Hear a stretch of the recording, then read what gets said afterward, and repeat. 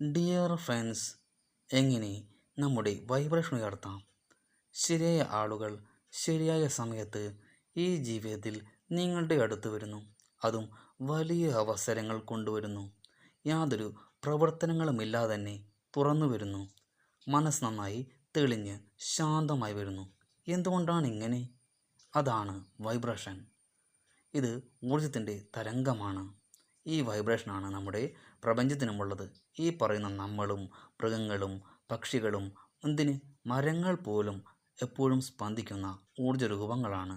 നമ്മുടെ ചിന്തകൾ, പ്രവൃത്തികൾ എല്ലാം തന്നെ ഓരോ തരത്തിലുള്ള വൈബ്രേഷനുകൾ സൃഷ്ടിക്കുന്നു.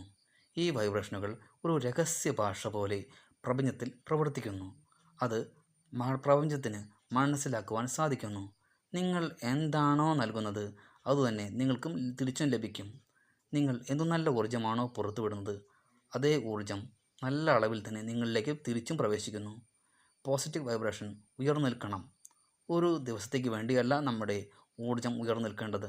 നമ്മുടെ ജീവിതത്തിൽ വളരെ വിഷമകരമായ സാഹചര്യം വരുമ്പോഴും സത്യസന്ധമായ സമചിത്തതയോടുകൂടെയുള്ള ഒരു തരം ആന്തരിക ഫ്രീക്വൻസി നിലനിർത്തുക എന്നുള്ളതാണ്. മനസ്സിലായോ? അതായത് വളരെ പ്രക്ഷുബ്ധമായ കടലിൽ വലിയ തിരമാലകളുടെ ഇടയിൽ പെട്ട് വഞ്ചി ആടി ഉലഞ്ഞാലും പേടിക്കാൻ നിൽക്കുന്ന വഞ്ചിക്കാരൻ നിൽക്കുന്ന കണ്ടിട്ടില്ലേ? അതിന് കാരണം പ്രത്യാശിക്കുന്ന വലിയ ശക്തി അവരുടെ ഉള്ളിൽ ഉള്ളതുകൊണ്ടാണ്. ഇത് പുതിയ കണ്ടുപിടുത്തമൊന്നുമല്ല വൈബ്രേഷൻ എന്ന് പറയുന്നത്.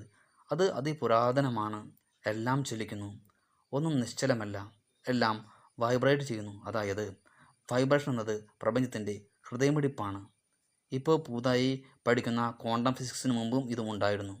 ഒരു വസ്തു നിശ്ചലമല്ല, അവ ഓരോ നിമിഷവും ചലിക്കുന്നു, വൈബ്രേറ്റ് ചെയ്യുന്നു. നിങ്ങൾ തന്നെ ഒരു ഫ്രീക്വൻസിയിലാണ്.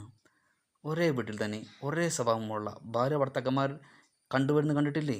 അത് അവർ ഒരേപോലെയുള്ള ഫ്രീക്വൻസി സ്വീകരിക്കുകയോ അത് പുറത്തുവിടുകയോ ചെയ്യുന്നത് ഒരുപോലെ ആയതുകൊണ്ടാണ് അവർ ഒന്നിച്ചു നിൽക്കാൻ പറ്റുന്നത് തന്നെ. ഈ ലോകത്തുള്ള എല്ലാ ജീവജാലങ്ങളും ജീവിക്കുന്നത് അവരുടെ ലോകത്താണ്.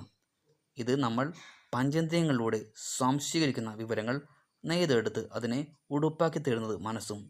എന്നാൽ അതിനെ നമ്മുടെ നിയന്ത്രണത്തിലാക്കിയവർ നമുക്കിഷ്ടമുള്ള പോലെ അത് തയ്ച്ചെടുക്കാൻ കഴിയുന്ന ഒന്നാണ്.